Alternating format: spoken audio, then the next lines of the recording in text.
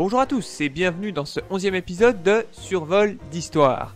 La dernière fois nous nous étions quittés sur les pauvres paysans du tiers-état. Mais le tiers-état n'était pas composé que de ces pauvres paysans. Il était aussi composé d'artisans, de notaires, d'apothicaires, de médecins, d'écrivains, d'avocats, bref, toute une petite et moyenne bourgeoisie ne désirant qu'une seule chose, gravir les échelons de l'ascension sociale, chose impossible dans le système de l'Ancien Régime. Cette bourgeoisie du tiers-état était donc totalement bloquée pour ce qui était de son ascension sociale, car elle n'avait pas d'ascendance noble, ni 2 millions sur le compte en banque. La seule solution était donc alors de faire la course pour tenter de négocier avec une famille de nobles moins argentés pour qu'ils acceptent de vous filer leur fille, afin qu'ils puissent renflouer leur caisse de leur côté, tout en vous attribuant un titre de noblesse du vôtre, vous permettant ainsi de débloquer le fameux sésame de l'ascension sociale. Un truc déjà bien mis en avant longtemps avant la Révolution, avec Molière et sa pièce Georges Dandin. Bref, cette situation et l'évolution du tissu social a été parfaitement définie par cette phrase d'un bourgeois de cette époque. Une nouvelle distribution de la richesse entraîne une nouvelle distribution du pouvoir. Vous la sentez bien là, la société sur le point d'éclater ? Cependant, ce n'est pas une explosion mais une éruption qui enfoncera le dernier clou dans le cercueil de l'Ancien Régime.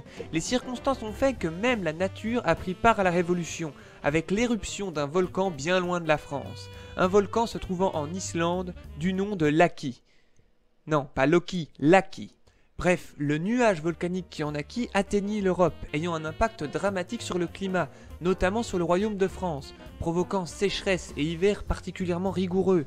En été 1788, ce sont presque toutes les récoltes du pays qui sont médiocres, provoquant une flambée des prix du grain, notamment alimentés par les spéculateurs, parce que oui, ils étaient déjà là eux aussi. Un exemple très simple et très parlant, si aujourd'hui on vendait une miche de pain au même prix qu'à cette époque, elle vaudrait 56 €. Sachant que c'est l'aliment de base du peuple à cette époque-là, on peut oublier le sel et surtout la viande. Et alors là, ne parlons pas bien évidemment de la PlayStation. En effet, si le peuple n'avait pas été aussi affamé, si la dictature des ventres vides ne se serait pas ajoutée à cette situation, l'histoire aurait pu se dérouler tout à fait autrement.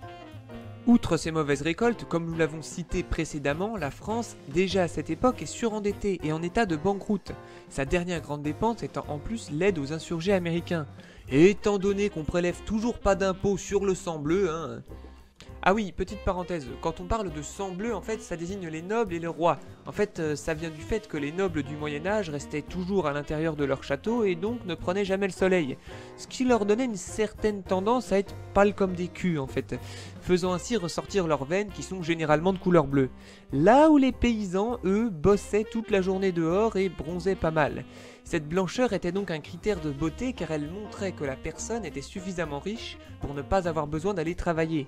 Et donc de rester bien au chaud dans la maison. Mais là où on a atteint le max pour ce qui est de se la péter, ça reste quand même Louis XIV avec ses petites talonnettes super rouges. Une couleur bien voyante censée marquer le fait qu'elles ne sont pas crottées et que donc lui n'a pas besoin d'aller travailler au champ. Après, pour ce qui est de ces dames, il faut dire aussi qu'elles prenaient toujours bien garde à ne jamais prendre le soleil pour préserver la blancheur de leur peau, synonyme de pureté de l'âme et de virginité. Un petit peu comme les robes blanches de mariée d'aujourd'hui qui sont justement de cette couleur pour symboliser une fois de plus la virginité. La symbolique de la pureté au travers de la couleur blanche rendait les chemises de cette couleur, notamment sous Louis XIV, extrêmement chères, au point d'être nommées dans les successions. À côté de cela, les tableaux coûtant si cher aujourd'hui étaient considérés comme de la décoration moyen marché. Mais bref, refermons cette parenthèse. La France est donc surendettée, au bord de la banqueroute, et pour régler ça, le roi n'a d'autre choix que de tenir une réunion de crise, en convoquant les 3 ordres de l'Ancien Régime. Le but étant de lever de nouveaux impôts. Cette réunion de crise était nommée les États généraux. Or, la préparation de cette réunion de crise passe par l'envoi de différents cahiers censés recueillir les diverses demandes des ordres, appelés cahiers de doléances. Et c'est là que le tiers-état voit enfin là l'occasion tant espérée de pouvoir enfin pulvériser son plafond de verre. De pouvoir, comme l'a dit Rousseau, changer cette société où les gens soi-disant supérieurs se sont juste donné la peine de naître dans les bonnes familles. Cette fois-ci, ça y est, la Révolution française va éclater et nous en parlerons, si vous le voulez bien, dans le prochain épisode de Survol d'Histoire.